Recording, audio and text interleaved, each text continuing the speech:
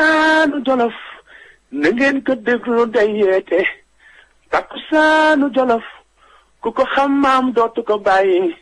ndax kaddu yu fa jógee day tax du lu mel ni ñoowaanam ba takkusaanu Jolof sama gaañi daw leen déglu ko takkusaanu Jolof kaddu yu fa jógee day indi mbégte ci njaboot loolu wër na sama gaañi ngàcce ngalaama. Boubacar Seye di kenn ku dul le président de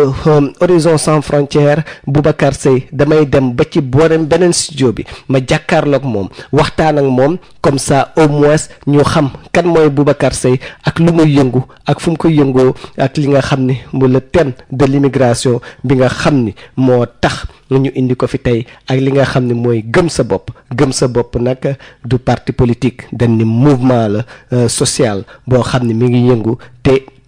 ki nga xam ne mooy Bougane Gueye Dany moo ko jiite kon nag damay dem ba ci beneen côté ci studio bi ma jàkkaarloog moom daal ni ko Boubacar Seye ñu ngi lay nuyu allo Boubacar. Mayacine maa ngi lay nuyu. di nuyu auditeurs yëpp.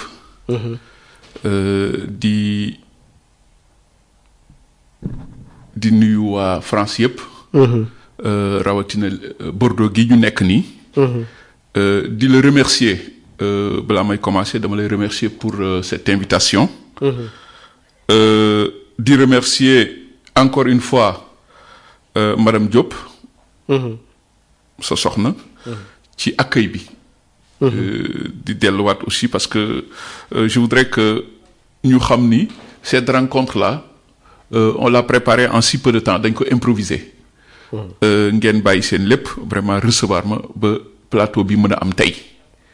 may remercier aussi ñi nga xam ni ñoom ñoo facilité cette rencontre. di commencer par Birane Gueye Paris. Soxna Ngone Sarr Lyon. Cellou Diallo ak ñeneen ñoo xam ni dañuy wax ku lim rek juum. ci gàttal daal maa ngi nuyu ñëpp di sant ñëpp di leen remercier encore une fois. particulièrement une mention spéciale à yow Mayacine ak sa soxna ci accueil bi nga xam ni tey defal ngeen ma ko fii ci biir Bordeaux. di souhaiter une très bonne émission à tout le monde di baalu ak ñëpp ci weeru koor gi di ñaanal ñëpp aussi. émission jàmm émission boo xam ni maa ngi souhaité mu nekk une émission boo xam ni nit ñi dinañ ci jàngat lu bëri. une émission à l'issue de laquelle tey dinañu mën a dégager des pistes de réflexion. pour le bien du Sénégal et de sa diaspora. Pour le bien du Sénégal et de sa diaspora loolu lañu fas yéene waxtaan tey waaye Boubacar. tey suñ la invité xam naa ni mënuñu invité Boubacar Seye qui est président de Horizon Sans Frontières sans pour autant parler de l'immigration au Sénégal, l'immigration déjà tout court mais particulièrement l'immigration au Sénégal moo tax tey ma lay laaj yow les premiers mots en ce qui concerne l'immigration noo gisee immigration bi Sénégal. waaw xam nga tey damay faral di wax ni immigration dafa nekk tey un élément essentiel. De la géopolitique mondiale. nga jël dëkk bu mel ni Sénégal nga xam ni damay wax ni le Sénégal est un pays à tradition migratoire ancienne. Immigration dafa nekk une pathologie au Sénégal. Même soo defee même un survol des théories migratoires. da ngay gis ni tey le Sénégal théorie yëpp dafa vérifié wu nga jëm ci nga njëkk a jël la théorie néoclassique mooy la théorie standard. Nit day tukki parce que yaakaar nañi fi mu jóge nii su fa demee fa mu jëm mooy gën fi mu nekk loolu pratiquement c'est la théorie économique c'est la théorie standard Sénégal gi yëpp ñun nous sommes des migrants économiques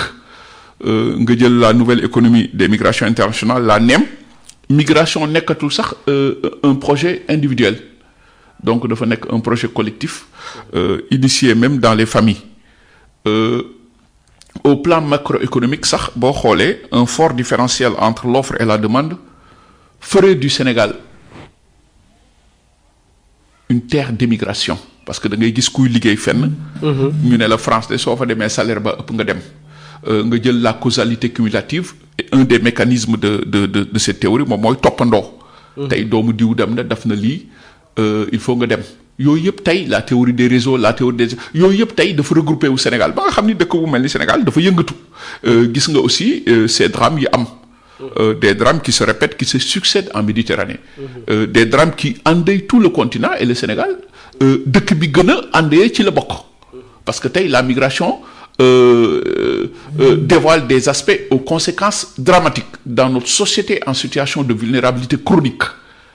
xam nga. ñaata nit a dee am na statistique yu wax ni chaque jour bis bu nekk am na 11 personnes yu ñàkk seen bakkan ci géej gi donc dëkk bu mel ni Sénégal nag je crois que vous avez parlé tout à l'heure de rupture tey war na mën a am beneen tëralin un changement de paradigme pour que tey ñu xoolaat mbir mi damay wax sax une relecture des perspectives ba nga xam ni tey kenn dootul mën a jóg foog ni dem songu géej gi ba ci xaru mooy alternative. donc tey damay wax ni sax anticiper tuuti dañu nekk dans l'ère gëm sa bopp puis une relecture des perspectives ba nga xam ni tey yenn problème yi dootu fi amati alors dëkk bu mel ni Sénégal nag je crois que sur ce dossier migratoire là ki tënk ko foofu sa gestion pose problème il y a un échec dans la gestion de ce dossier là ni ñu waroon taxawalee dossier bi taxawaleen ko il y a des failles structurelles. Il y a des failles conjoncturelles dans la gestion de ce dossier-là moo indi tey di am yépp tey kenn mënul la xayma ci gàttal ñaata doomu sénégalais ñoo nekk mitim réew ñun bi ñu ñëwee Sénégal li leen njëkk a wax un recensement est exhaustif pour mën a xam ñaata doomu sénégalais ñoo nekk bitim réew loolu yépp amul ak yeneen migration nag dafa transversale soo ko jëlee démb maa ngi waxtaan ak sa soxna mu may wax le cas des étudiants xam nga dans le domaine de l'enseignement supérieur dans le domaine de l'insécurité alimentaire dans le domaine de la santé les pandémies et cetera loolu yëpp migration daf ko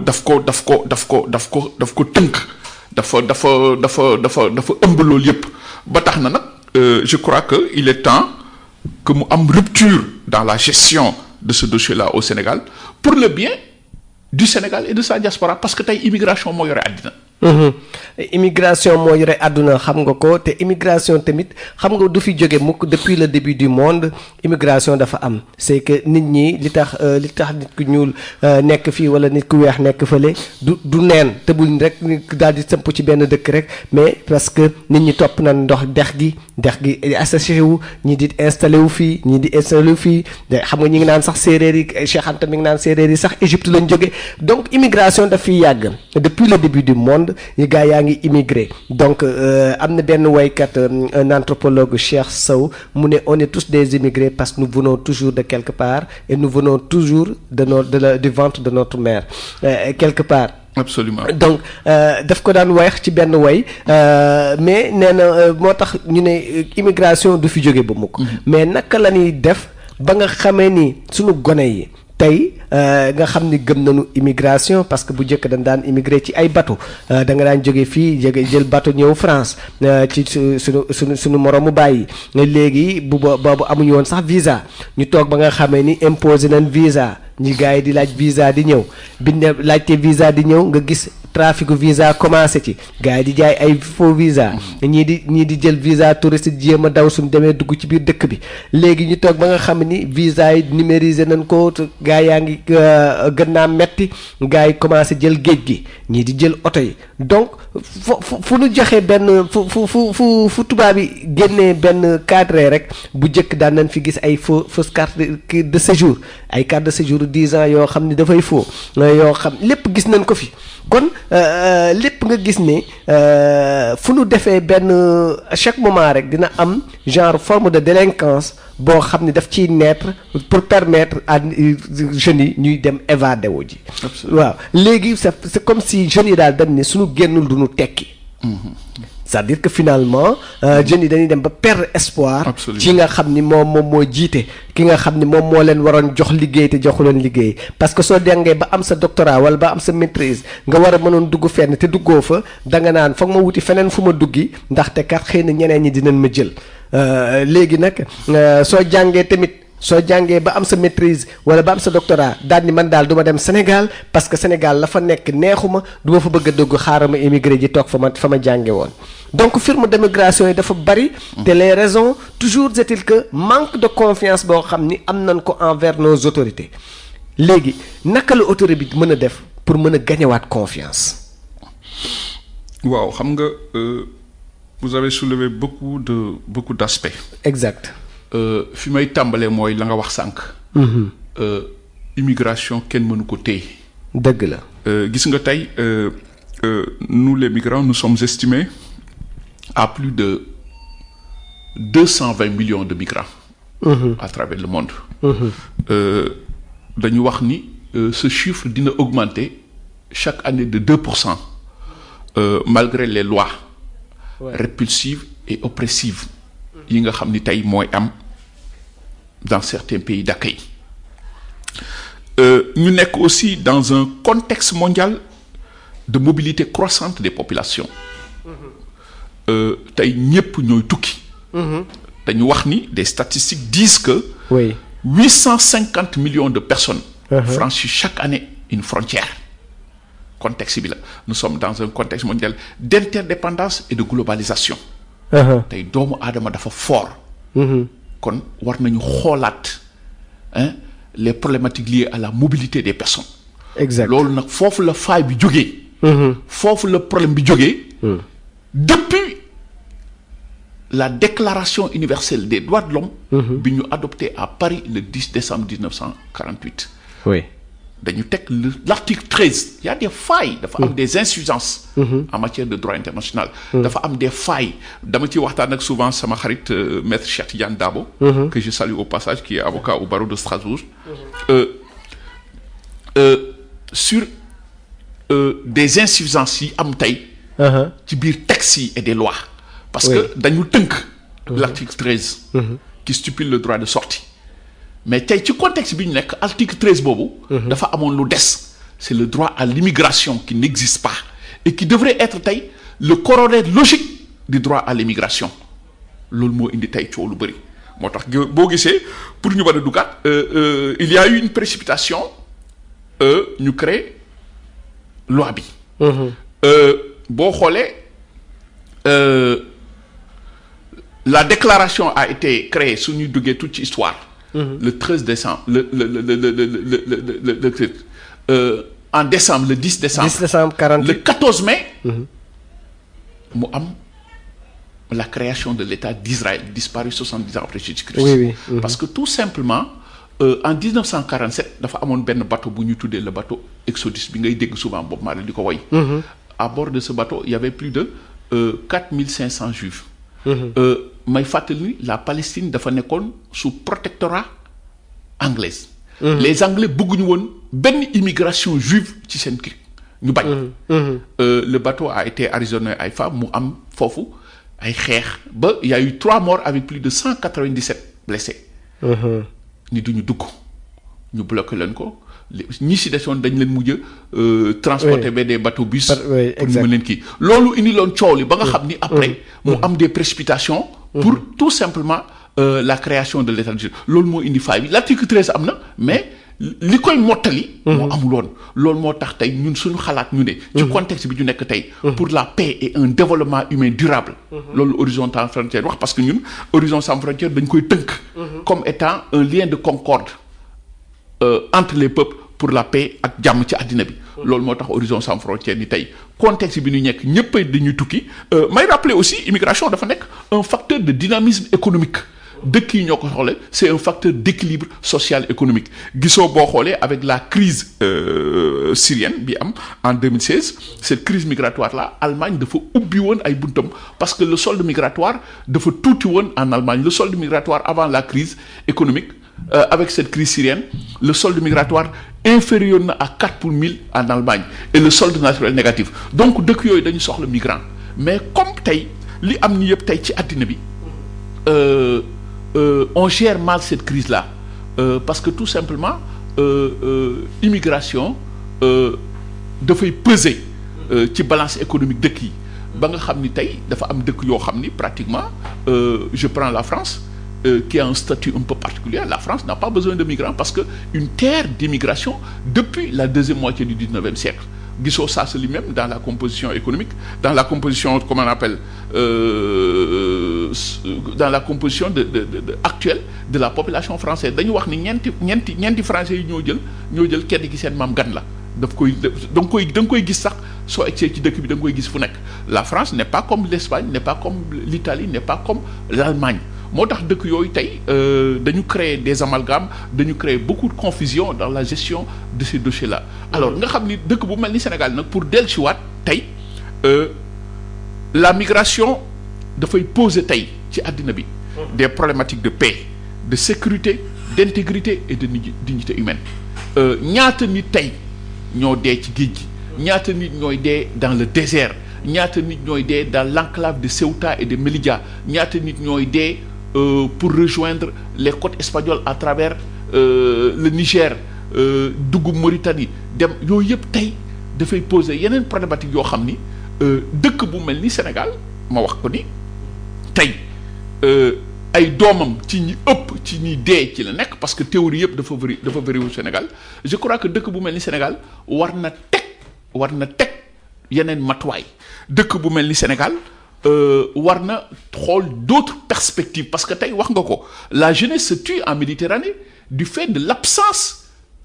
de perspectives heureuses parce que tey l'Afrique tue ses enfants par l'immigration clandestine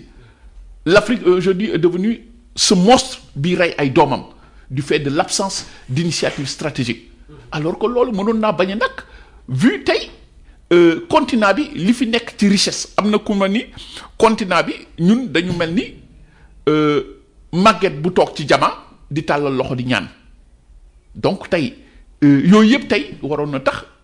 dëkk bu mel ni Sénégal pour ne pas dire toute l'Afrique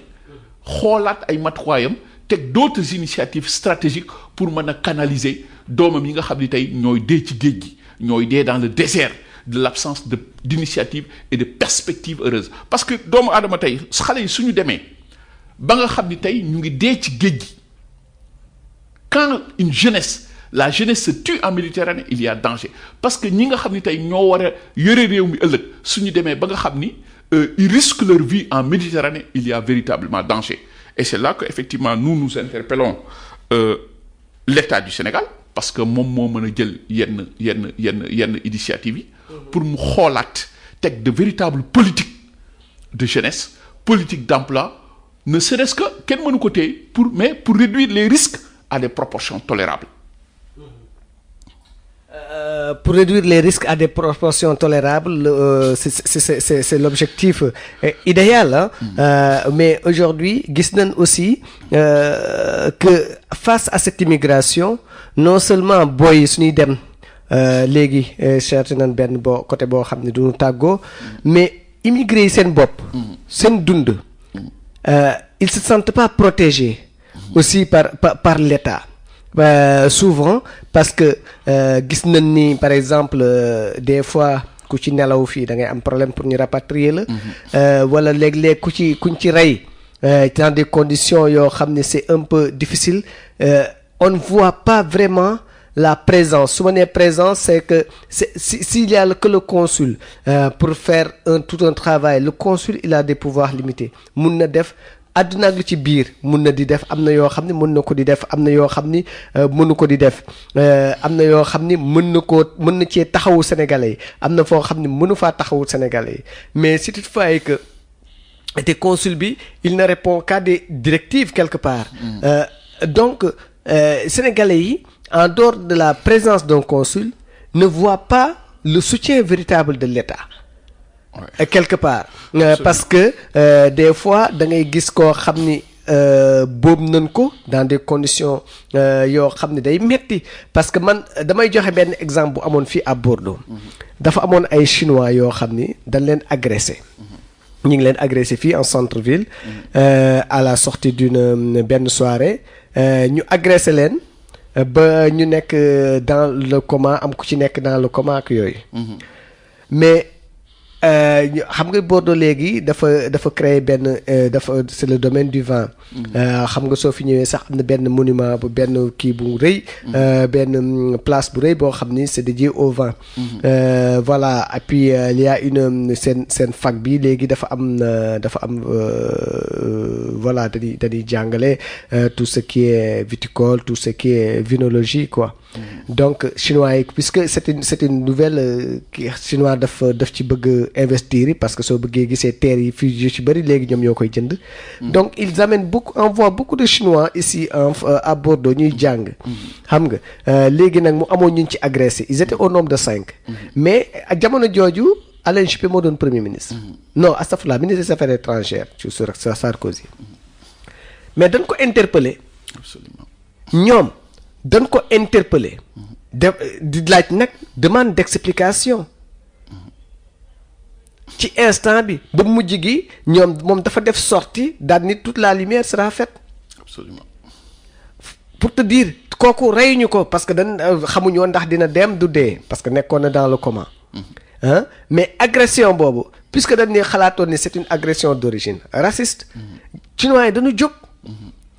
ambassadeur bi jóg ministre des affaires étrangères bi interpellé Alain Juppé ci instant bi ba Alain Juppé di def discours am muy yoo xamee ni day wone ni par exemple ñun suñu réew yi lu tax ñun par exemple man dama koy xool dañ ko agressé rek te xamuñu ni mu ne mais fii des fois policier rey nit ba noppi duñu gis loolu ci suñu réew yi loolu day wone ni des fois peut-être que ñun aussi lan naan gaynde su ko gazelle di rombee di daagu ca doxin wala kon am na loo xamee ni ñun aussi suñ koy wane xëy na peut-être que ñeneen ñi duñ ñu respecté wala duñ ñu jox cër bi wala loo xam ne ñun suñ ko deful ñeneen ñi tamit du leen pousser pour que ñoom ñu jéem a seet lii lépp lan moo ko waral parce que gis nañ fi ay sénégalais yu ñu rey Espagne gis nañ fi ay sénégalais yu ñu rey Italie gis nañ fi ay sénégalais yu ñu rey en France mais yooyu yëpp léeg-léeg da nga naan mujj gi fu mu mujjee. Absolument waaw Mayacine comme ni nga ko waxee rek xam nga tey dañuy wax ni sénégalais de l'extérieur yi ñun li ñu gën a soxla tey en ce contexte géopolitique très tendu et miné par les amalgames gis nga tey le monde est secoué par amalgame islam terrorisme immigration la montée des partis d'extrême droite les discours populistes les coordinations des je ne dirais même pas ratés des mécontents de la mondialisation tey immigration dafa nekk tey immigré yi dañu nekk la mauvaise herbe qu'il faut couper tey dëkk bu mel ni Sénégal nag li mu manqué une politique migratoire boo xam ni tey li koy tënk une politique migratoire avec comme soubassement la protection gis nga tey ñun li ñu gën a soxla aar assistance et protection dafa yaatu nag foofu ñun le État du Sénégal échoué ba nga xam ni tey les Sénégalais de l'extérieur sont des cibles faciles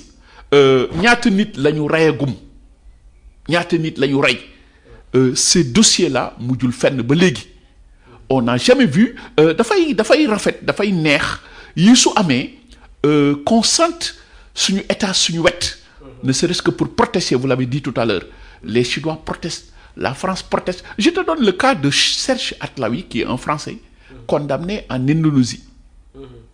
gis nga bu ñu jëlee ay prisonniers ba ñu dañ leen di exécuter France dafay protester ba ñun ci Horizon Sans Frontières nous avions demandé maître Dabo bu may déglu un moratoire pour les peines de mort en Indonésie parce que je rappelle que Horizon Sans Frontières c'est une organisation européenne née en Espagne en 2006 man ma samp ko ak ay yeneen doomu Espagne autochtone ñu samp ko pour dox wàllu intégration ci àddina mais gis nga France dafay protester ba kenn du ko laal kon je crois que Sénégal loolu foofu lañ koy xaaree ay doomam suñu nekkee ci ay difficultés mu taxaw leen mais foofu moo am des lacunes foofu moo am des insuffisances ba nga xam ni ñin fi musa rey yépp suñ doon lim tey la liste serait longue et exhaustive mais du mujj fenn ñaata sénégalais ont maille à partir avec la justice gis nga le cas Mbaye Diop on n'en parle pas ak ñeneen le cas Cheikh Tidiane Diaw en Italie dafa xëy ñu jiin ko ni dafa rey nit te fekk ko jiin ko tëj ko 27 ans tëj ko 30 ans du moins pour quelqu'un qui a 27 ans amul benn assistance spécifique de la part de l'État du Sénégal pour mën a taxaw ay doomam loolu la Chine def comme ni nga ko waxee loolu la kii dafay feeñ ci lu nekk parce que tey balaa nga naan naam ne fa ñii nga xam ni tey ñoo yore l'économie du Sénégal les rapports sont là li ñuy dugal c'est supérieur à l'aide au développement estimé à $37 par personne et par an li ñuy dugal am nañu c'est supérieur à 10% du PIB am na ñu wax plus de 2 milliards de 1000 milliards ëpp na ko loolu les canaux am na yenn canaux yoo xam ni kenn xamul joxe ma yóbbu la yeeg et cetera ñii nga xam ni tey lu ñu am mu fanaani Sénégal je crois que ñoon waroon nañ leen mën a aar waroon nañ leen mën a gën a jàppale day def lu dul yokk Sénégal c'est ce que la Chine fait c'est ce que l'Inde fait quand on parle de pays émergents ce sont ces pays-là qui émergent avec des taux de croissance à 2 chiffres. C'est ça. Non li ñuy dégg ñun Sénégal on ne peut pas parler de croissance dans un pays où les gens peinent à avoir de l'eau potable à Dakar donc dëkk yooyu tey nga jël l'Inde en matière de fonds migratoires l'Inde occupe la première position avec plus de 62,5 milliards de fonds rapatriés en 2016 kooku yokkute rek la Chine tegu ci et cetera mais kon Sénégal su aaree ay doomam défendre ay doomam teg une véritable politique migratoire avec l'implication de ces Sénégalais de l'extérieur comme vecteurs de développement impliquer leen dans le processus socio-économique du pays dans la valorisation des produits made in Sénégal loolu suñ ko defee yokkate lay nekk pour Sénégal loolu fu ñu ko doxee yokkate lay nekk pour diaspora bi dana permettre à la diaspora ñu fi nekk de régler les problèmes d'ordre conjoncturel et autres là mais loolu li koy tënk nag une vision novatrice une vision prospective nga toog xool lan mooy seen soxla nga dox ci jàppale leen mooy jàppale sa bopp jàppale Sénégal yooyu moo ñu manqué tey jii il faudrait nous avons nos produits gis nga weeru koor lañu nekk nous avons nos produits que ñun dañ koy soxla fii mais amul accompagnement amul benn assistance ba nga xam ni suñu produit yi soo xoolee yenn dëkk yi soo fa rombee chinois yi ñooy ñëw di ñu ko jaay ay buy ay Dakar ay géej et cetera la alors que jigéen ñaa ngi fii je rappelle que ces femmes là tey ñun dañuy wax ni sax il faudrait un statut juridique particulier pour ces femmes parce que avant jigéen ñi dañ doon ñëw par le regroupement familial déedéet maintenant les choses ont changé il y a une féminisation des flux migratoires les femmes dañu occuper plus de 48,6% des migrations internationales donc li góor ñi jóg di daane seen doole noonu la jigéen ñi amuñu benn protection en matière de droit mais tey jii ces femmes là on devrait les impliquer comme vecteurs comme socle de développement du Sénégal à travers en inculquant aux migrants le culte du patrimoine économique suñ ko defee yokkute mais vision boobu malheureusement moo des Sénégal vision boobu li ñuy jiite depuis ñun boobu ba léegi même chose moo fi nekk d'ailleurs on parle même de Sénégalais d'extérieur un terme caduc on aurait pu parler d'autres choses on aurait pu nous impliquer dans le processus de développement du pays yokkute lay nekk pour Sénégal loolu moo am ay failles loolu moo tax dossier bi demul loolu moo tax le dossier va à la traîne loolu moo tax ku am problème wéet fi ak sa problème vous avez parlé des problématiques de rapatriement des corps wax nga ko sànq soo xoolee ku fi génn àddina problème am il y a aucun fonds de solidarité ne serait-ce que pour tey ñii nga xam ne tey ndog dal na leen ci biti ñu mën a jébbal leen dignement à leur famille au Sénégal da ngay gis nit ñi dañuy cotiser nit ñi souvent on me signale souvent des corps en souffrance dans certains pays d'accueil yooyu yëpp absence de vision la absence de protection la donc nous avons tout simplement compris que li ñu soxla tey les Sénégalais de l'extérieur mooy comme des greniers politiques donc la diaspora est un poids électoral incontournable dañ koy utiliser alors pour des élections après ñu fàtte ko mais loolu nag moo fi war a jeex aujourd'hui ñun bi ñu ñëwee dañ ne stop il faut que mu jeex il faut aujourd'hui qu'il y ait un processus organisationnel de la diaspora pour ñu mën a jàppale diaspora bi déglu ko pour mën a saafara ensemble ay problèmes yi mais loolu mënoo ko def temps boole ci temps bañ ci boole waa diaspora bi tudd nga sànq ay fonds ak yeneen yoo xam ni tey yooyu yëpp soo xoolee il y a des insuffisances soo xoolee mbir mi jaarul yoon ba nga xam ni mbir mi daal leen la qui est diaspora qui bénéficie mooy ki nga xam ni dafa affilié au parti politique au pouvoir ku ci bokkul bokkoo ci man bokkuma ci yow bokkoo ci keneen bokk ci parce que nous ne sommes pas affiliés wala nous ne sommes pas politiques loolu nag je crois que cette rupture là cette rupture tant annoncée il est temps que ñu appliquer ko loolu tey ñun la ñuy xeex au niveau de Horizon Sans Frontières une prise de conscience alors pour que mbir mi changé may remercier ñi nga xam ni ñi ngi suivre émission bi du ma fàtte ku mel ni Moussa Aïdara Diop Kalim Moussa Diop voilà mu ne du coup qu'est-ce que propose monsieur Seye concernant la politique migratoire sénégalaise quel statut accorderait-il aux Sénégalais de l'extérieur comment organiser les Sénégalais de la diaspora muy ñetti question yoo xam ni xëy na war nañ cee mën a tontu mais en suivant parce que nee na que propose concernant ce que monsieur Seye propose concernant la politique migratoire sénégalaise lan ngay proposer. Il y a pas de politique migratoire au Sénégal wax naa ko léegi on parle de Sénégalais de l'extérieur qu'on utilise pour des fins politiques loolu politique migratoire am Sénégal maintenant suñu jëlee la migration dans sa diversité sa complexité et sa transversalité xam nga li tax ma ni la amul politique migratoire xam nga tey on parle de Sénégal de l'extérieur qui est Sénégal de l'extérieur mooy ki dëkk France ki dëkk Espagne ki dëkk Italie fi solde migratoire ëppee waaw ce dossier ne prend pas en charge le Sénégalais qui est dans le désert le Sénégalais qui a maille à partir avec la justice parce que amatul leen njariñ donc une véritable politique migratoire jalon beneen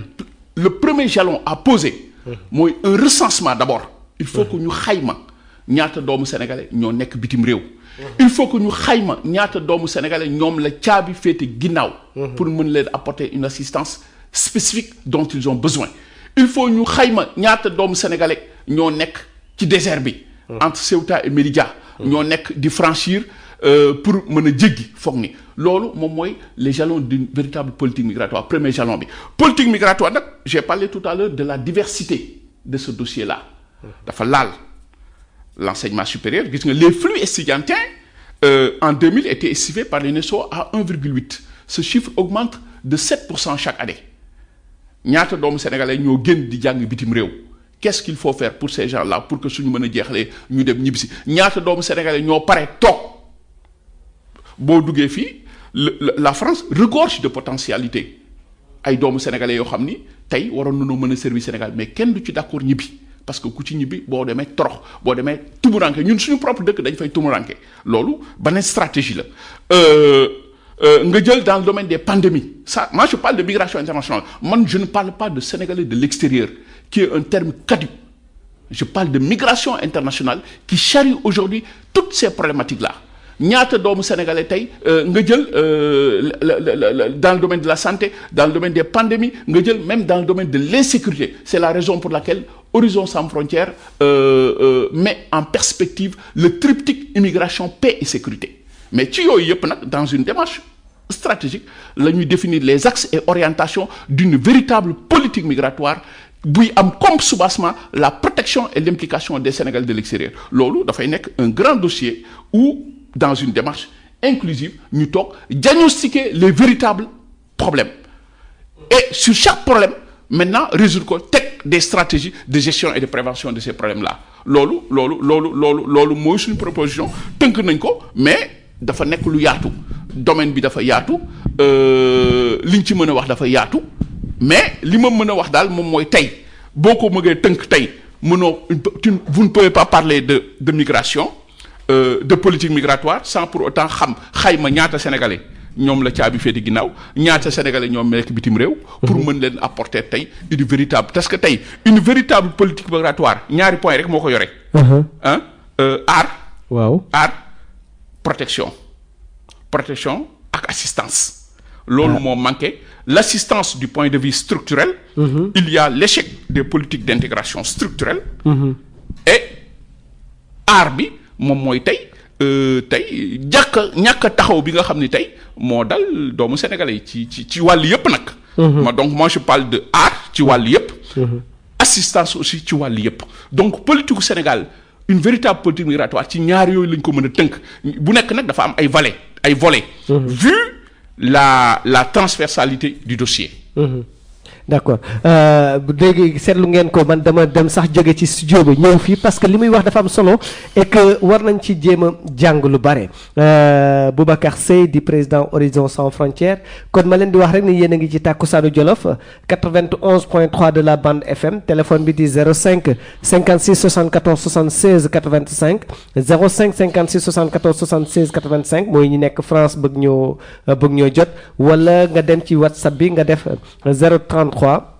0033 755 94 83 17 755 94 83 17 kon nag loolu soo leen ci jaaree par WhatsApp mun nga aussi participer ci émission bi waaye nag dama bëgg ñu dugg ci loo xamee ni wax nga ko parce que su ma seetloo finalement sans transition dama ni kon étudiant bi wala ki nga xam ne dafa bëgg coûte migrer par tous les moyens parce que tey gis nañ ni sénégalais yi non seulement kenn mënu leen tere migrer à chaque moment rek dina am yenn forme de migration yu ñu inventé mais en même temps suñu xasee ba génn tamit ñi génn nekk dans les règles ak yooyu sax amuñu protection boobu parce que dafa am benn lenn lu ma doon wax ma ni sénégalais tey ku leen wax ne leen dem leen ngeen wuti carte consulaire duñ ci sawar parce que pourtant 4 euros lay jar xaw ma 3 euros mais duñ ci sawar parce que dañ naan carte consulaire bi à part ñoom ñoo xam fan lañ dëkk ci Sénégal amuñu ci benn njëriñ et pourtant des fois di nga mën a dëkk nga dëkk fii ndogal dal la même nga dëkk Bordeaux dem ba Limoges ndogal dal la fa wala nga dem ba Italie ndogal dal la fa ñoo xam ne Bordeaux nga dëkk suñu consulter consulat bi xëy na dina am déjà de suite référence yi nga xam ni moom la mën a def pour xam ne pour wax la ni kii kat Bordeaux la dëkkoon fii la dëkkoon ci Bordeaux ay njabootam ci Sénégal ñi ngi fii ñi ngi à tel endroit bu boobaa tamit dinañ leen mën a contacter mais loolu ñoom xëy na njëriñ boobu dañ ko tuutil mais su doon ci biir njëriñ boobu gis nañ ci ñoom mën nañ cee am assistance et protection rapatriement xëy na dinañ gën a sawar parce que dama gis ne l'année dernière consul Algérie bi dafa ñëw fii nga toog muy lancer un appel à toute la communauté algérienne parce que à partir de cet instant ñoom dañu définir carte consulaire bi à 100 euros 100 ou 150 euros lañ ko doon définir ne suñ ko soo xasee ba jël da ngay am assurance protection pour rapatriement c'est-à-dire que ku ci nelaw tamit dootoo fay dara consulat bi mooy jël lépp en charge muy woo la communauté algérienne pour que ñoom ñëpp ñu dem wuti carte consulaire bi 150 euros lay jar c'est vrai ça coûte 150 euros mais ça te permettra fu la dalale et c'était pas 150 euros par an mais da nga koy jël à 150 euros ça dure je crois 5 ans ou carte consulaire bi léegi soo koy renouveler nga fay loolu c'est plus cher mais au moins foo nelawee ñaan ñu ko yàlla ci biir dëkk bi consulat bi moo lay jël en charge yóbbu la Algérie te sa famille du sonn donc muy loo xamee ni xëy na ñun tamit waroon nañ ci jël exemple absolument mais xam nga dëkk yooyu dañuy dellu si waat rek toujours sur l'absence de politique migratoire xam nga tey dafa am le volet orientation tey kii nga xam ni day tukki dañ ko war a tàggat dañ ko war a orienter ba bu mu eggee xam fi mu war a teg tànkam xam li mu war a def malheureusement loolu moo am ay failles des structures d'accueil tamit manqué na il faudrait créer ce genre de structure là dans les pays d'accueil ba nga xam ni tey le migrant sénégalais suñ ko tàggatee war na xam ni il doit se signaler c'est une obligation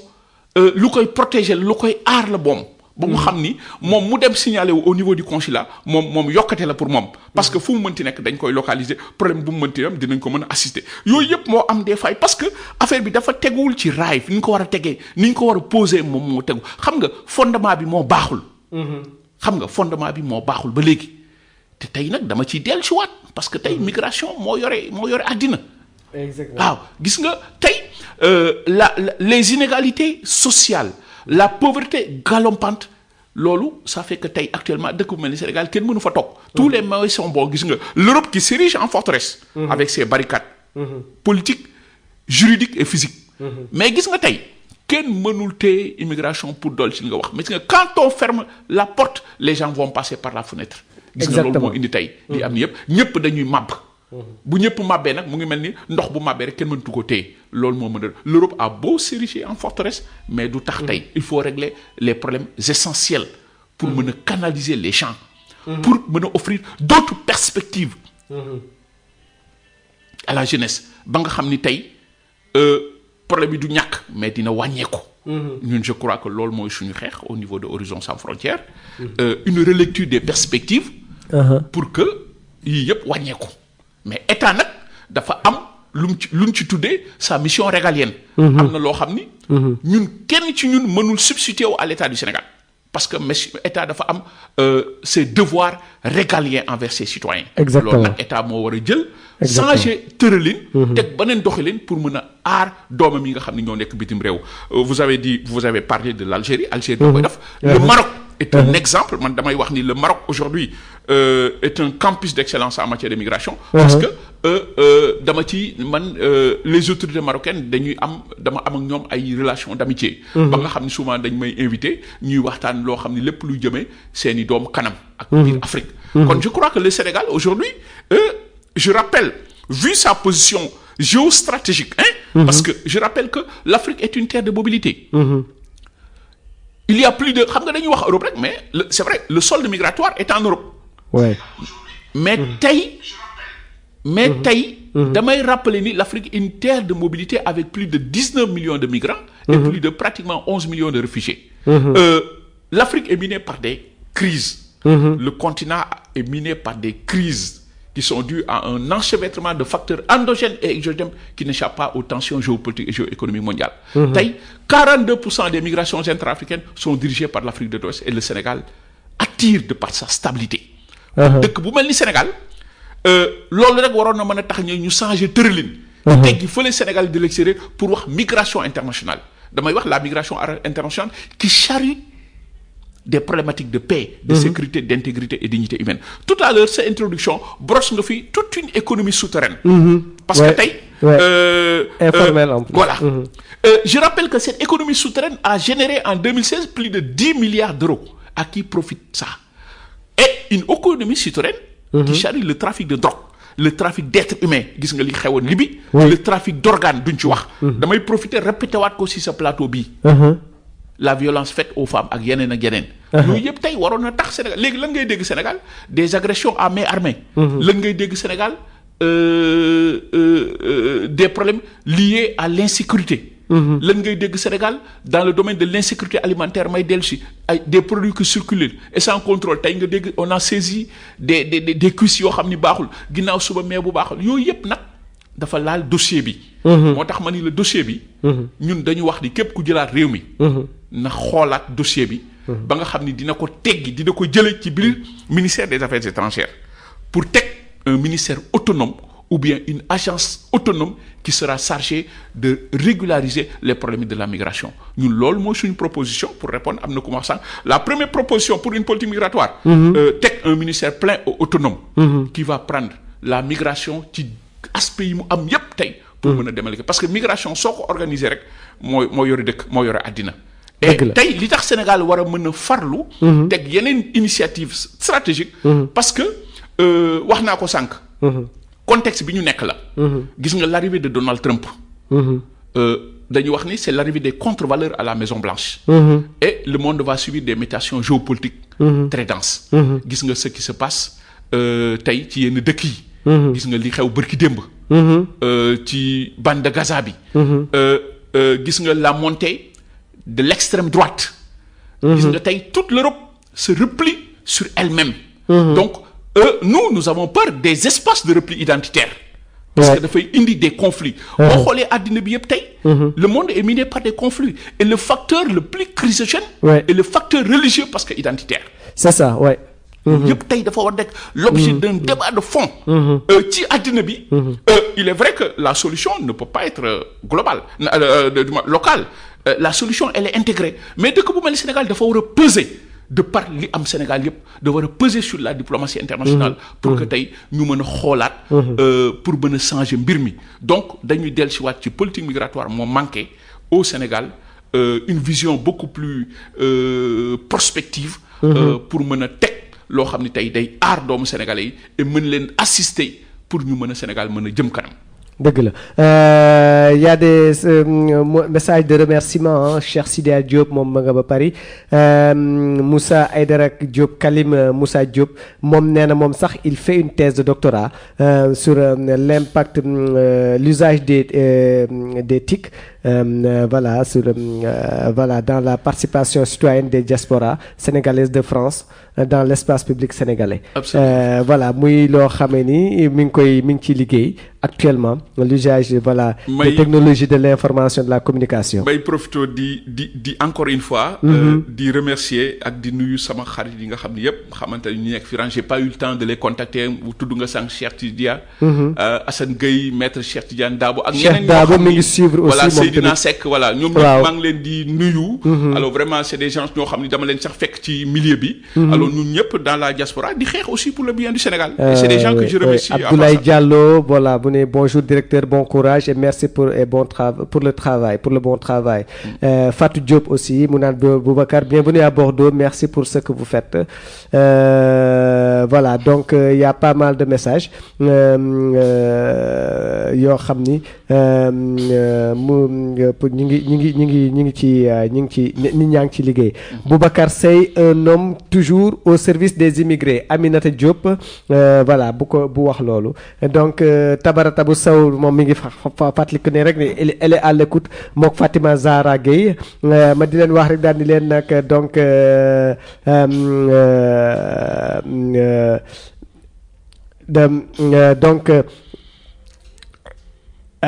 voilà ñii di souhaiter bon Ramadan voilà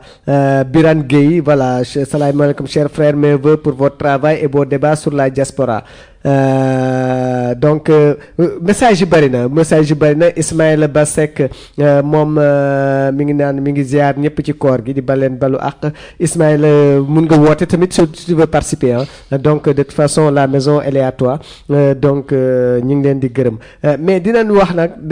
sans transition naa dugg ci beneen thème bi nga xam ni moo tax sax ñu gën fee toog parce que dama ni kon immigré yi dañu ñàkk gëm seen bopp. Non. lu tax ñuy toog rek bëggatuñu toog Sénégal bëgg génn pour tekki. waaw très bien waaw léegi loolu nag moo tax nag tey. pour ñu transiter sur l'autre thème ma doon wax sànq nous sommes dans l'ère gëm sa bopp. tey il est temps vu problématique yi ñu fi wax yépp tey ci migration. xale yi di dee ci géej gi. ñuy rey nit ñi. ngay gis koo xam ni jaay na la mu yore. ñëw ci feu rouge di jaay en Europe ay mouchoir. nga gis koo xam ni mu ngi nekk en état de dépression. yooyu yëpp tey moo tax nag. cette philosophie gëm sa bopp. ce mouvement gëm sa bopp. initié par Bougane Gueye Dany que je salue. vraiment di ko remercier. di ko féliciter. ci vision bi. moo tax ma ni tey ce mouvement est venu à son heure parce que tey nous sommes dans l'ère gëm sa bopp dama koy répéter pour une relecture des perspectives une philosophie boo xam ni dafay woote à une prise de conscience parce que ku wax conscience la conscience ni ko Pradine waxee benn boroom xam-xam nee na la conscience est un esprit de séparation. Toute conscience, disait Pradine, n'est que conscience d'une conscience. La conscience, c'est la néantisation d'un présent au profit d'un futur. Néna, si je suis conscient d'une chose, c'est que bëggatuma nekk loolu. kon tey loolu la gëm sa bopp di woote. une prise de conscience que yow Mayacine. man Boubacar Seye madame Diop Birane Gueye Cheikh ñun ñëpp tey war nañoo toog xoolaat mbir mi xam ni teg yeneen stratégie yoo xam ni tey war nañu mën a taxaw. dégager des réflexions stratégiques pour suñu réew pour réew mi jëm kanam pour ñu teg beneen tëralin un changement de paradigme une rupture comme ni nga ko waxee sànq pour Sénégal mën a jëm kanam donc philosophie boobu la Bougane Gueye woote à travers gëm sa bopp et pourquoi ma apprécier ko man en tant que individualité pourquoi ma adhéré ci pourquoi ma ànd ci ak moom parce que y a une démarche qu'il faut saluer parce que tey mooy lan guléet nit jóg ci dara ni yéen de immigré yi war nañ leen mën a déglu war nañ leen mën a fàttaliku war nañ leen mën a taxaw war nañ mën a ay parce que li ngeen di dugal moo yore Sénégal ba mu jaral ko mu yónni man Boubacar Seye qui n'est rien d'autre qu'un petit immigré ci samay mbokk immigré pour ñu waxtaan ñun ensemble xool suñu problème diagnostiquer suñu problème pour mën ko dugal ci programme boobu pour mën a assister les Sénégalais de l'extérieur yi nga xam ni tey soo leen taxawloo assister yokkate la pour Sénégal donc c'est une démarche boo xam ni man dama koy rafetlu c'est une démarche prospective c'est une démarche innovante lu bees la ni guléet donc loolu moo tax man tey ma wax ni mouvement bi dafa ñëw à son heure au moment où tey la situation l'impose ñu toogaat dëgg bal bi ku nekk ci yow daf une réflexion introspective et rétrospective pour xam fooy tegaat sa tànk parce que tey en Afrique au Sénégal nous devons nous abonner à l'obligation de résultat parce que tey depuis plus de avant les indépendances ba léegi ñun ñii ñëpp boo xoolee nous sommes tous nés après les indépendances mais les choses dara bougé wu ci kon tey je crois que dafa jaadu ñuy toogaat xoolaat loolu la gëm sa bopp di woote une philosophie boo xam ni l'implication de tout le monde comme yow am na rôle boo xam ni war nga ko mën a jouer dans le processus économique du Sénégal war ngaa mën a taxaw tey liggéeyal sa dëkk mais loolu pour mu am il faut nga gëm sa bopp boo gëmul sa bopp loolu doo ko mën a def loolu moo tax tey je crois que le concept damay wax ni dafa jot que ku nekk daf une relecture des choses pour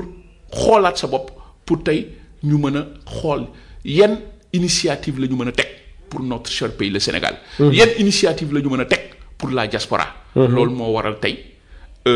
Bougane sant ma cette mission que j'accepte avec beaucoup de plaisir pour saytu déglu waa diaspora bi impliquer leen dans ce mouvement boo xam ni moom ñoo ko moom dafa ubbil buntam la diaspora pour ensemble ñu mën a def des réflexions képp koo xam ni tout maillon de la diaspora xam ni yow am nga rôle boo mën a jouer am nga importance boo mën a gis boo mën a jouer tey dans le processus socio-économique du pays pour yokkute Sénégal pour jàmm Sénégal lii la mouvement bi di dox ñu bëgg ko vulgariser au Sénégal et si sama mbokk yi nga xam ne ay mbokk immigré lañu pour wax ni ku nekk daal war na ci gën a gis boppam parce que l'important c'est ça parce que problème yi bëri na problématique yi ñu fi wax yépp sànq ci immigration yooyu yépp tey ñu xool dans une démarche prospective dans une démarche inclusive sa xalaatu keneen xam nga li tax ma ni lu bees la on nous imposait des choses mais ni gulee tey ñu impliquer ñu dans un programme ñu impliquer ñu dans une vision ñu impliquer ñu dans une philosophie pour le bien du Sénégal et de sa diaspora. pour le bien du Sénégal et de sa diaspora li ngay wax am na solo may nuyu Babacar Ba di économiste tamit di ko xamee ni mi ngi jege Aïssata Tall Sall aussi di ko baax koo xam ni mi ngi liggéey ci lu bari. maa ngi koy nuyu moom aussi Babacar. waaw Babacar di ko baax je félicite tout ce qu'il est en train de faire. vraiment ku baax la. Anta Diop Sylla Tabara Tabou Sow Ngagne Sylla ma di leen nuyu mais suñu waxee gëm sa bopp gis politique migratoire ndax gëm sa bopp ñoom dañu xalaat ni war na noo mettre en place une bonne politique migratoire te bu boobaa tamit naka la ñuy financer politique migratoire. mais gëm sa bopp su ko yàlla dimbalee. mais gëm sa bopp appelle à une rupture à une relecture de tout cela. ba pare impliqué ci immigré yi. li ñu njëkk a wax keroog xam nga damay rafetlu benn geste. keroog bi ñu rayee Mame Mbaye Niang bi mu décédé suite à gis nga ba léegi même les circonstances mujju fenn. waaw. dañu wax ni. Bougane ci boppam dafa déplacé wu ba Madrid bi mu ñëwee ni ma Boubacar dama bëgg a bokk ak yéen tiis bi dama bëgg bokk ak yéen naqar bi je veux être à vos côtés ñëw déglu Sénégalais yi loolu je crois que man dama ko rafetlu mënoon na toog Sénégal waroon na mën a dox ci leneen ci loolu sax la mission bi may dox jóge parce que à l'issue de cette rencontre des Sénégalais ont posé un certain nombre de doléances li leen metti li leen naqari ba nga xam ni ci biir loolu dama ni Boubacar damaa bëggoon nga demal ma ci yenn dëkk yi déglul ma Sénégalais yi xoolal leen ma lan mooy seen jàmbat pour que ensemble ñu yëgal leen lii ñuy dox li ñuy dox nag du dara lu dul effectivement boole ko ci programme am ba nga xam ni ëllëg tey su ñu waxee dossier migratoire le mouvement Gëm Sa Bopp dina teg un véritable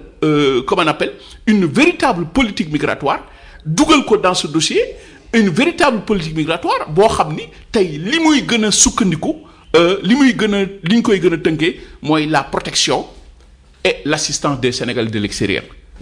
loolu tey loolu ci li Gëm Sa Bopp di dox ci àddina bi la. maa ngi animé bërkaati démb. Le 1er mai bi maa ngi animé à Brescia une conférence dont le thème était femmes de la diaspora comme socle de développement du Sénégal moom sax lañ ko parrainé woon man ma dem moom moo facilité lépp man maa dem animé conférence bi kon tey je crois que nga jëlaat même ci femmes yi mu joxaat leen ci cër. mu jox leen cër parce que damay wax ni sànq il y a une féminisation des flux migratoires. La femme ne bénéficie pas d'un statut particulier juridique. Donc en matière de migration internationale.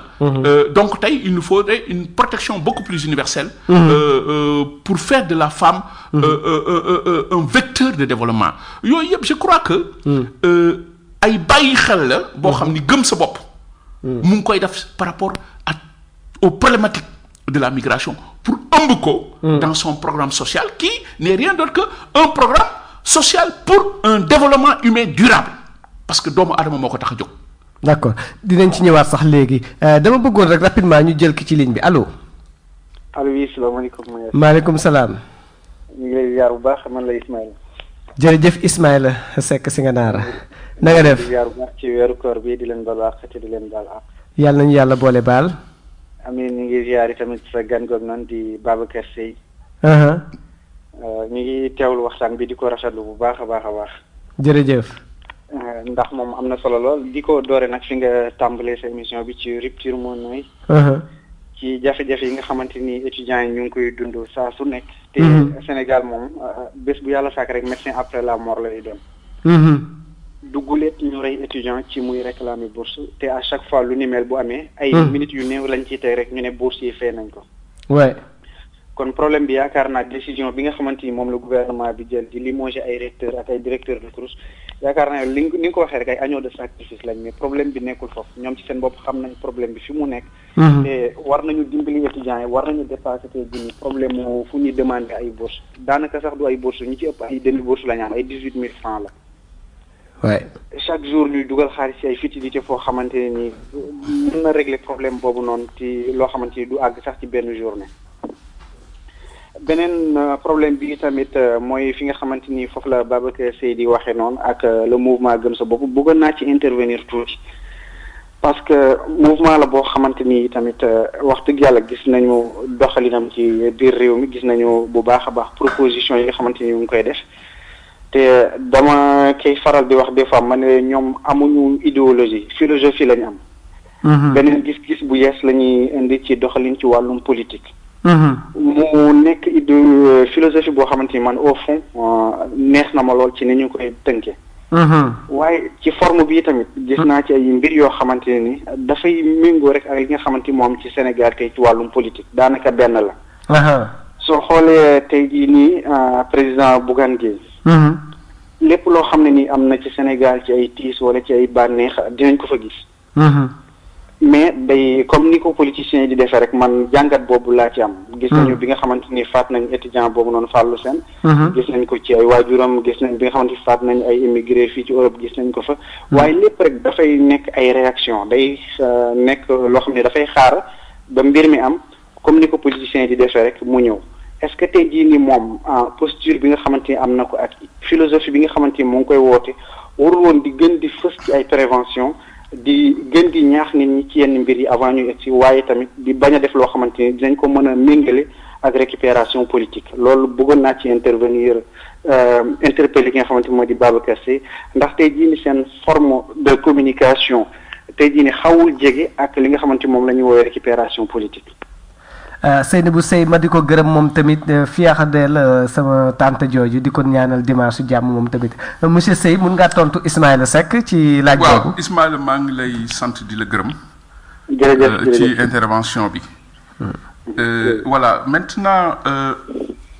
li nga fi nga jeexalee rek. foofu laa bëggoon a expliquer la. pour wax la ni gëmuma ni. yenn actes yi Bougane daf ko posé pour une récupération politique dafay xam nga ñun ay immigré lañu kon tey su tiis amee wala dara et je voudrais même vous dire que bien avant loolu di am moom daf ci waxtaan ak man sur ce dossier xool ñii de nan la war a taxawloo parce que tey une démarche mënul gën a noble nga yónni nit man ma nekk immigré. nga yónni ma si samay mbokk immigré pour ensemble ñu waxtaan pour mën a xool problème yi ban stratégie la ñuy teg. loolu je crois que lu bees la. dafay jeex nag ñun nous sommes des Sénégalais. suñu tissu social. dafa am lu ko lal mooy la solidarité. ak compassion bu mbir amee. kon tey suñu faatee ab doomu sénégalais bitim réew. gisuñu fa benn autorité étatique bu taxaw. beneen sénégalais jóge fële kenn xamu ko ci l'arène politique. mu nekk un acteur de développement. problème mu sénégalais yi metti ko ba mu wooma ci ku mel ni man nga xam ni duma ci dërëb mu ci waxtaan ak man bay xool mu jaral ko mu yàq ay nelawam ñu dem Madrid pour mu ne damay ànd ak yéen ci tiis bi ñii nga xam ni tey ñoom ñoo am tiis ma bokk yéen man gisewu ma ko noonu su ma ko gisee woon na neen dina ko wax man dama ko rafetlu mais nag comme l'objection de conscience est un droit humain. Remarque bi mu def ñun c'est constructif beneen bi. wax nañu rupture. tey je crois que dirigeant rupture la ñu bëgg.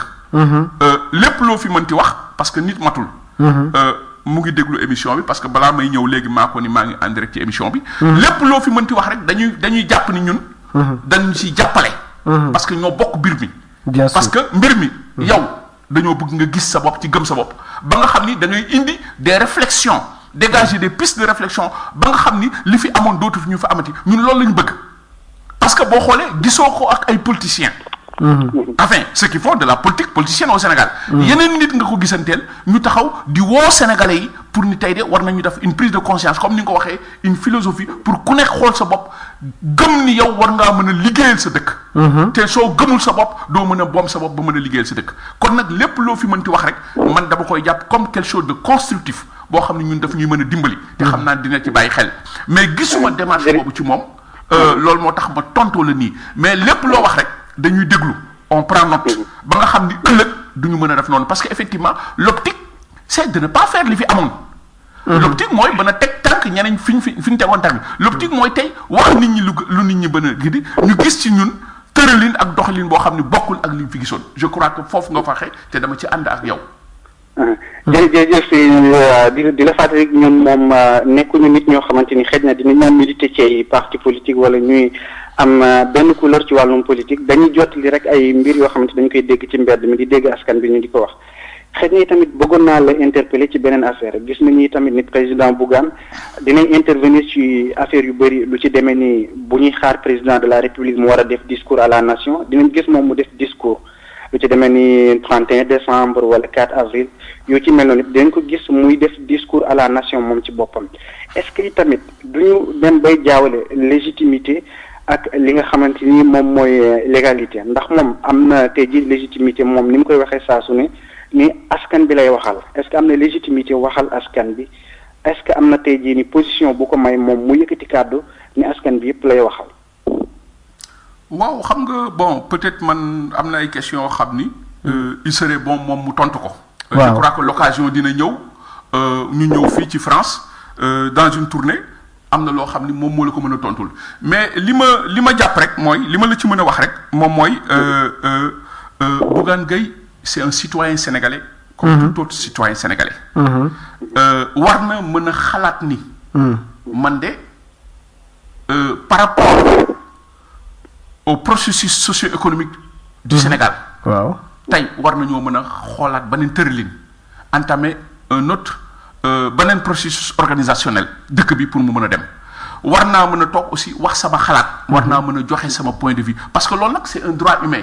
je crois que c'est ce qu'il est en train de faire je ne crois pas que moom dafay chercher une légitimité ou bien se substituer parce que il peut pas se substituer au président de la République te dégguma ci moom benn discours boo xam ni daf si sax ŋaay le président de la République il parle toujours d'une responsabilité collective que ñun ñoo war a xoolaat suñu bopp c'est ça la philosophie qu'est-ce qui ne va pas pour qu'on puisse diagnostiquer ces problèmes-là mettre des nouvelles orientations stratégiques pour li ñu daloon dootuñu dal mais je ne crois pas que en faisant tel ou tel discours parce que il faut rappeler aussi que tey xëy na yàlla moo daf li ko neex mooy daf li ko war mais quand même c'est quelqu'un qui est incontournable dans le processus socio-économique du pays il a créé des entreprises di fa utiliser ay doomu sénégalais gis nañ sur le social ce qu'il est en train de faire pour le peuple sénégalais je crois que man noonu laa ko gisee mais gisuma ci nenn que comme moom il veut se substituer déedéet parce que la mission le rôle d'un chef d'État la fonction de chef d'État est sacrée et kenn amul droit ñëw se substituer à la place du chef de l'État si tu ne l'es pas élu si tu ne l'es pas et je ne crois pas que moom noonu lay def juste rek dafay interpeller comme man je le fais quand il y a un discours je fais ma réaction en tant que citoyen en tant que sénégalais pour wax li ma ci xalaat man je crois mais comme ni ma la ko waxee rek li ngay wax ni yëpp ça nous interpelle mu ngi lay déglu et je crois que lii yëpp yokkate la pour ñun pour moom pour yenn erreurs yi nga xam ni ñeneen defoon nañ ko fi dootuñu ko defati je crois que c'est des réflexions constructives yoo xam ni c'est des réflexions qui sont les bienvenues exactement ma ciy profité rek pour nuyoo Ngoné Delanoë ba nga xam ni ma nga boote Poyak di ko ñaanal dimanche jàmm ko tamit day def ay émissions à caractère social vraiment di ku xarañ ci côté boobu ku ci def de excellentes choses koo xam ne ku ñuy féliciter la muy Ngoné Delanoë Khady Sakho Niang aussi elle est en direct Khady Sakho Niang du ñu wax ci immigration tey fàtte ko parce que vraiment ku xam organisme bi nga xam ne fa lay liggéeyee nga xam ni dañuy ay projets yoo xam dañ koy yóbbu dans les pays migratoires ak yooyu sous-développés lay jël di accompagner jeunes yi ñuy dem ay projets donc di ko xam ni vraiment aujourd'hui mi ngi def ci politique migratoire bi affaire bu am solo mais Moussa Diop tamit Ismaïla nga baal ma rek ma daaneel Moussa Diop tamit dafa wax benn affaire bu am solo mu ne dans ses recherches il a bien vu qu'il y a une féminisation de la migration sénégalaise mais avec la politique migratoire sénégalaise version gëm sa bopp quel serait le statut du migrant sénégalais de l'extérieur il parle de la diaspora ou ça dépend comment on l'appelle quoi. Qu'en est-il du renforcement des capacités de chaque migrant afin d'en faire un acteur économique, politique officiel et à part entière? Parce que li mu wax c'est une question très importante. Absolument. Parce que xam nga ñu ngi wax souvent daal ni migrants yi ñu ngi yónnee tous les ans plus de 1000 milliards. Mais 1000 milliards yooyu lu ñuy lekk la. Voilà. ceeb bu ñuy lekk la mu jeex. mais c'est pas dans l'entreprise su doon investir nañ 1000 milliards ci ay entreprise xëy na fi mu toll nii kër gu ci nekk am na ñetti wala ñeenti nit yoo xam ne ñu ngay liggéey ci entreprise kii Ismaïla nga baal ma rek après nga continuer. moo tax visite bi ñu def nii fii à Lyon damay wax ni c'est une visite prospective. Bordeaux et encore à Bordeaux du moins. moo tax may apprécier la démarche bi nga xam ni cette vision prospective de Bougane. dans son programme dans son mouvement gëm sa bopp xam nga li tax. vous avez dit c'est vrai dañuy wax ni on met 1000, 2000, 3000 milliards. mais cet argent entre indirectement dans les caisses de l'État parce que destiné aux dépenses familiales. Il faut inverser maintenant les choses. Faire en sorte que cet argent soit productif. Dans chaque famille mu am de petites coopératives de production ba nga xam ni tey dina mën a jariñ tekk une certaine indépendance yooyu yëpp ay programme la ay stratégie la yoo xam ni nuñ koy tënkee du man maa koy mais nous ensemble des réflexions inclusive. mooy la nga wax moom lu mu wax keneen ak keneen. et c'est ça la démarche innovante. ci gëm sa bopp. parce que tey dafa ubbil buntu yi immigré yi. yéen kat vous êtes des acteurs. vous êtes incontournables dans le processus socio-économique du pays. Il faut votre implication à travers une politique migratoire avec comme soubassement l'implication de ces Sénégalais de l'extérieur. Vous avez parlé des femmes. tey wax na ko il y a une féminisation. elles sont aujourd'hui à plus de 48,6%. xam nga loolu bëri na. avant les femmes dañ doon dem par le regroupement familial. mais aujourd'hui les femmes dañuy dem comme ni góor ñi di takkee seen ndigg noonu la ñuy takkee elles sont impliquées dans la migration pour des raisons économiques. dans la migration pour des raisons forcées aussi il y a des femmes.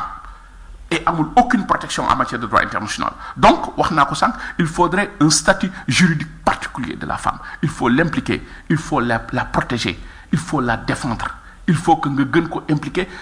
intégrer ko sur le plan structurel loolu dinañ ci dugaat c'est l'objet d'un autre débat beaucoup plus approfondi un débat de fond comment impliquer les femmes comment nan la ñu fexe ba ku jigéen ki tey mu nekk benn vecteur de développement nan la ñu mën a fexe ba mu nekk le socle de développement du Sénégal wax naa la ko keroog animé naa ci benn conférence à Brescia loolu moo doon thème bi xam nga kon ñu ngi bàyyi xel jigéen ñi. est-ce que vous comprenez. loolu yëpp nag le programme bi tënk loolu yëpp tamit moo tax cette visite prospective. cette visite d'information. j'informe la diaspora.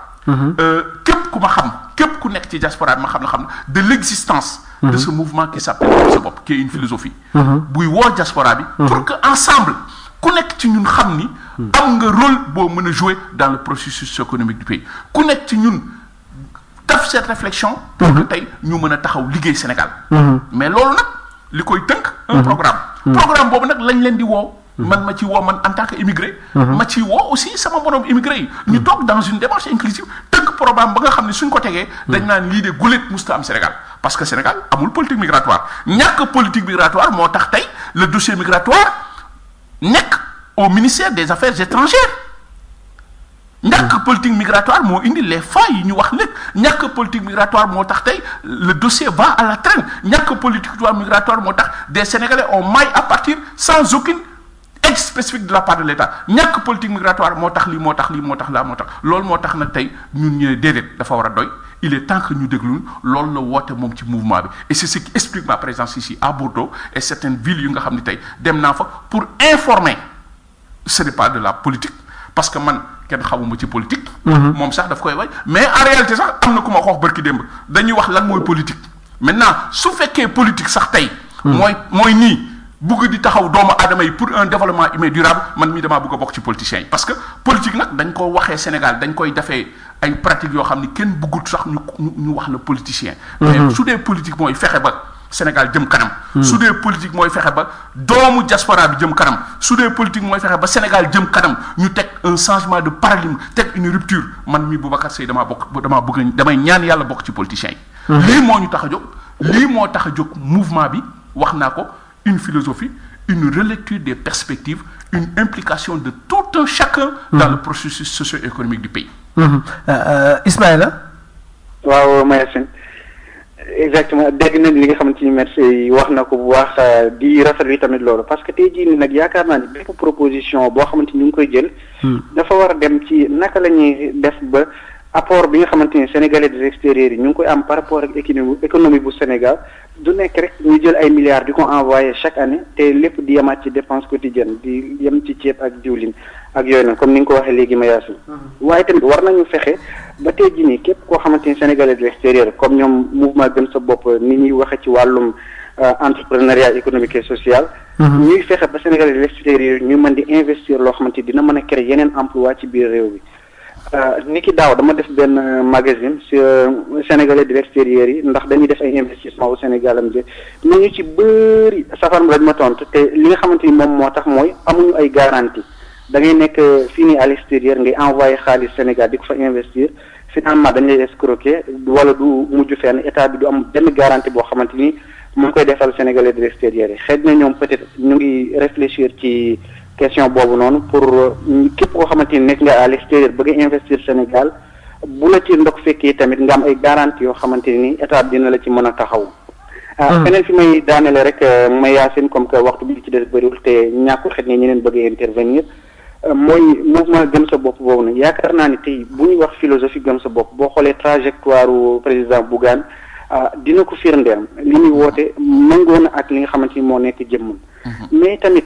message bi fi ñu koy passé lu ci bëri dafay nekk ci ay événements yoo xamante ni c'est ak vocation folklorique est-ce que message bi dina passé dëggantaan est-ce que tey Bougane warul woon a mën a def tey jii ni bind benn livre autobiographique woon ndaw ñi fi nga xamante ni foofu la jaar képp koo xamante ni nekk na sa référence wala bëgg nga mel ni moom di nga am benn document boo xamante ni di nga ko mën a lire mën ci jëlee ay exemple Mayacine yaakaar naa foofu laay daane la di la jaajëfal xëy na Babacar Seye dina intervenir ci loolu noonu di ko jaajëfal moom itamit ci pertinence li nga xamante ni mu ngi koy développé di ko jaajëfal tamit ci liggéey bi nga xamante ni mu ngi koy def concernant les Sénégalais de l'extérieur di leen ñaanal tamit yàlla gën leen taxawu ci liggéey boobu noonu di la balu àq bu baax yow tamit Mayacine ci weeru koor bi. jërëjëf Ismaïla ñu ngi lay baal àq ba amaloo kenn àq ñu ngi lay ñaanal tamit yàlla may la wér-gu-yaram ak mucc ak te noppe mottali la sa ay yéene ci koor gi. voilà damay jaajëfal Ismaïl aussi pour vraiment ces suggestions li nga wax nag sànq man sax dafa bokk ci samay motivation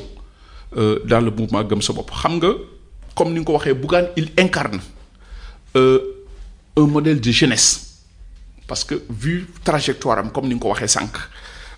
dafa am ay temps ñu interpellé ma temps yi le passé sur ces drames cette jeunesse ñuy dellu si waat ci gëm sa bopp bi ba tax na dañu waxoon ni il faudrait au dëkk bu mel ni Sénégal des centres de relecture de la perspective avec des outils d'aide à la prise de décision mooy lan ci biir centre yooyu la ñu mën a wane ni nit kat tey tekki na te mosut a génn Sénégal. exemple moom exemple la ci loolu. il faudrait que ci biir centre yooyu ñu xoolaat parce que au Sénégal xam nga il faut que ñu xoolaat les pesanteurs socio-économiques yi nga xam ni mooy peser individuellement sur les gens ba nga xam ni tey ji soo tekkul parce que dañu nekk dans une société où l'avoir mooy am-am dañ ko teg au-delà de l'être qui est l'incarnation des valeurs intrinsèques mais dans une telle société nag lan ngay dégg lu mu am lu mu la jox lu mu yore mais on va vers l'aliénation il faudrait une relecture de tout cela ba tax na effectivement man loolu tey jii ñaata nit a nekk Sénégal di fa lijjanti ay mbir tekkiwuñ te tukkiwuñu kon moom il incarne cela ba nga xam ni li mu wax ni c'est très important te ñu ngi ciy liggéey c'est des réflexions qui sont là mais dañu nekk rek ci phase information on vous informe de l'existence de ce mouvement et ensemble jox ko un contenu ba nga xam ni tey dafay nekk un modèle économique un modèle social pour le Sénégal. D'accord, un modèle économique et social pour le Sénégal, c'est ce que prône Boubacar Seye, président de Horizon Sans Frontières, cette ONG internationale qui lutte contre l'immigration. Et puis voilà, donc di lu am solo c'est une mu ngi koy liggéey parce que exactement ce qu'on voit c'est que aujourd'hui Bougane Gueye Dany est dans un mouvement social mais qui quelque part aussi mouvement la ni mën ni politique parce que quelque part mi ngi jéem a seeti nit ñi di jéem a waxtaan ak ñoom di jéem a saafonte ak ñoom di jéem a def li nga xam ni moom moo ko soxal ngir que pour que ëllëg xëy na mu wax soit laaj réew mi wala mu jéem a liggéey li nga xam ni dinañ ko jox réew mi ndax ak du foofu lay mujjee. waaw man de personnellement man Boubacar Seye su fekkee ni moom xalaatu ko sax man dina ko conseiller parce que tey jii je crois que Bougane Gueye est un citoyen sénégalais alors war na mën a xalaat ni man de war naa mën a joxe ma vision ci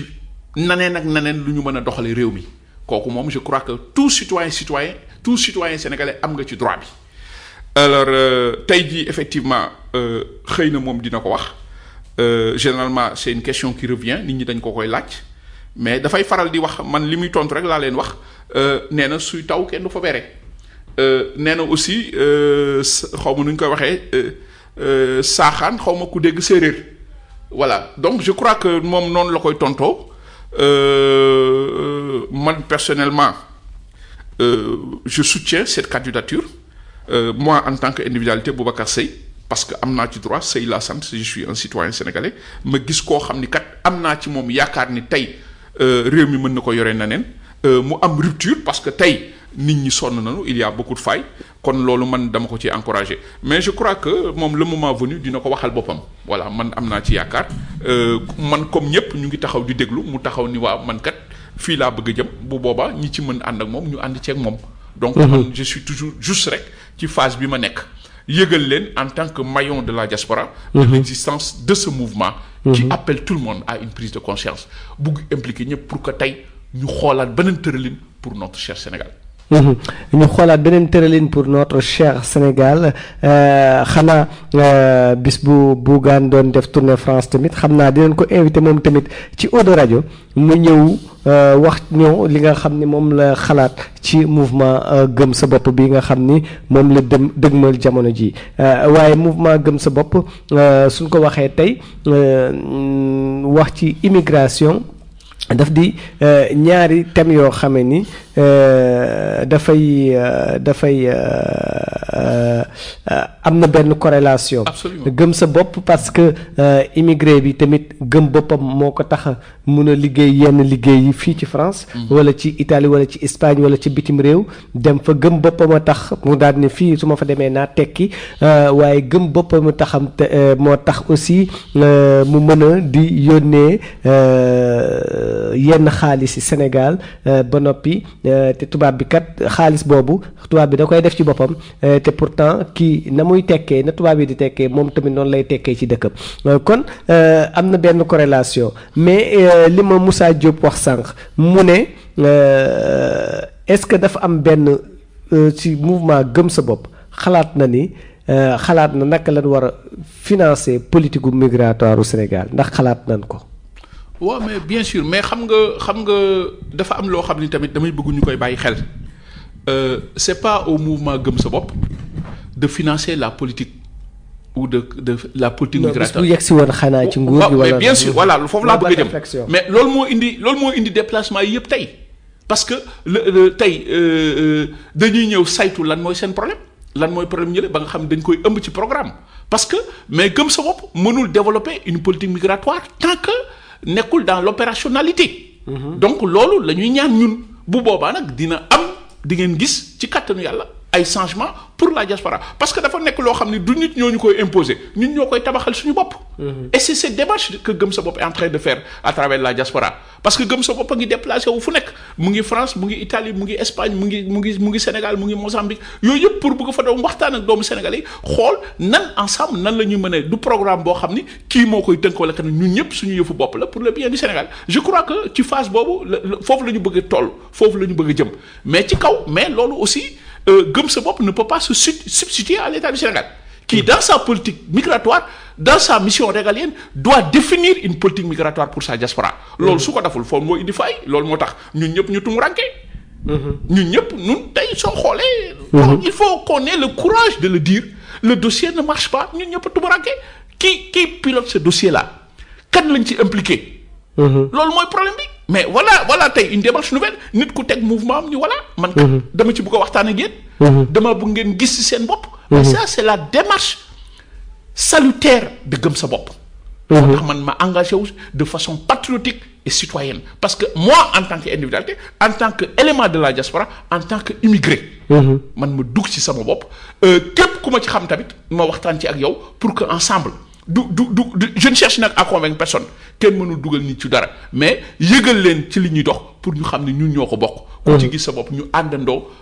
teg des stratégies pour mën a liggéey diaspora bi pour mën a liggéey Sénégal problème yi bëri na mën nañ ko tënk une prochaine fois xëy na du ñàkk ñu dellu si waat si suñu yàlla dimbale pour gën a détailler lépp mais nous sommes dans la phase information la phase informative qui consiste à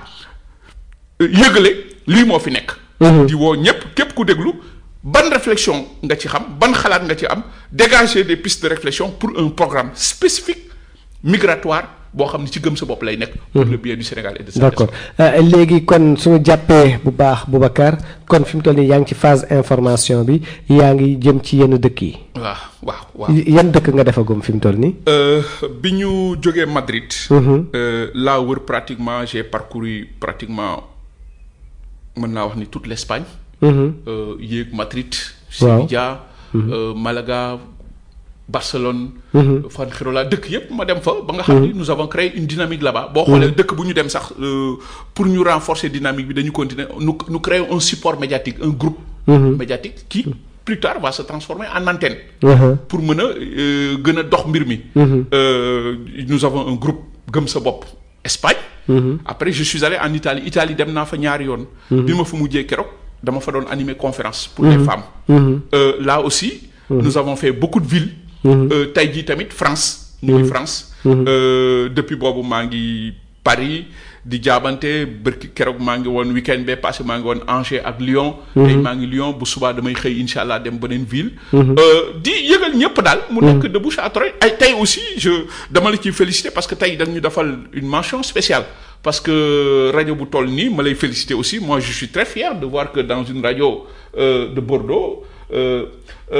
les Hauts-de-Garonne tey ma fekk fii sama mbokk sénégalais bu koy diriger di ci def ay émission pour jariñ sénégalais kon loolu pour jariñ le Sénégal kon loolu dama la ciy féliciter alors tey ñu ñëw fii nga jox nu une antenne pour ñu mën a expliquer diaspora bi di ñu déglu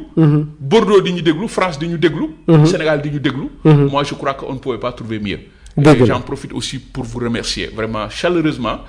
di la woo parce que xam naa ni am na lu bëri loo mën a jariñ dans ce mouvement ak képp koo xam ñu ànd suñu yëfu bopp la tey ñu teg loo xam ni Sénégal kenn mësu ko fi woon gis moo tax dama wax sa leer gëm sa bopp ñu fexe ba ni may tooñee keroog ka ma fekk sa kër ni ko train bi bu mu ñu rëcc parce que c'est leer gëm sa bopp le train gëm sa bopp qui est en train de siffler alors ñun ñëpp ñu dugg ci liggéey Sénégal dëgg la le train bi bu mu dee ci kooku nag xam naa Tabarata bu Saw Ishaï Touré ma koy nuyu Ishaï Touré kooku nag nekk RTS 2 ma di ko ñaanal dimanche jàmm Diora Meng de tout cœur avec toi mon frère merci Diop ba nga ba Thiès César Pefra voilà merci ci li ngeen di def ci ak am message d'encouragement bi ngeen di xam ni yéen a ngi koy yónnee di loo xamee ni aussi bon ça me va droit au cœur kon nag di leen gërëm xanaa ban appel nga mën a lancer fi mu toll nii à toute la diaspora sénégalaise. waaw moi en tant que individualité donc en tant que aussi nit koo xam ni moi dama jël suma responsabilité excusez-moi de dire je c'est ça aussi pour me mettre ci cause diaspora bi nekk Baye Fall diaspora bi j'ai pris mes responsabilités dem Afrique samp fa le bureau HSF di xeex lépp loo xam ni dafa laal migration nag xëy na Sénégal lañ may interpeller quand il s'agit du Sénégal mais dañuy interpeller au niveau international sur des problématiques tey jii ma doon man ci sama sañ-sañ bu ndaw di woo képp koo xam ni immigré nga xam ni tey nous sommes de plus en plus demandeurs de solutions alternatives ñu ñëw ensemble ñu liggéey Sénégal à travers ce mouvement qui appelle à une philosophie et damay insister toujours sur une relecture des perspectives man appel boobu laay woote ku nekk ci ñun fexe ba mu gis ci sa bopp ku nekk ci ñun xam ni tu es un élément essentiel ci biir Sénégal ku nekk ci ñun xam ni am na rôle boo mën a jouer parce que Paul Valéry dafa waxoon ni bi ñu ko laajee dafa ni chaque homme sait une quantité prodigieuse de choses dont il ignore qu'il sait savoir tout ce que nous savons cette simple recherche épuise la philosophie nit ku nekk am na lu mu xam lu nekk ci boobu luy nelaw kon ñun ñu ngi woo ku nekk ci yow liy nelaw ci yow ñu yee ko mu yeewu ci biir gëm sa bopp pour ñu mën a liggéey Sénégal parce que tey le discours le temps des discours fleuves et des solutions sans réponse est terminé je crois qu'il faut agir ñun dañu am une obligation de résultat loolu la ñuy woote tey loolu la gëm sa bopp di woote pour ku nekk ci ñun xam ni am na loo mën a jouer pour ñu ànd liggéey Sénégal loolu moo tax ma si woo man sama naataango yépp sama xarit yi ñi nekk ci diaspora bi ak ñi nekk ci biir Sénégal comme volet diaspora bi nag laay dox su ma sañoon daal képp ku ma ci xam daal ñu ànd ci ñun bien que rek lu may kii la rek ku nekk chacun est libre de fu la neex nga féete. mais lii daal lu bees la nous sommes à l'ère gëm sa bopp. donc lu bees la. su ma sañoon ñun ñëpp ñu ñëw jox ko un contenu boo xam ni après day nekk un modèle pour le Sénégal. Takkusaanu Jolof na ngeen ko déglu day yeete Takkusaanu Jolof ku ko xam maam dootu ko bàyyi ndax kaddu yu fa jógee day tax du lu mel ni ñoowaanam ba Takkusaanu Jolof sama gaañi daw leen déglu ko Takkusaanu Jolof kaddu yu fa jógee day indi mbégte ci njaboot loolu wër na sama gaañi ngàcce nga laama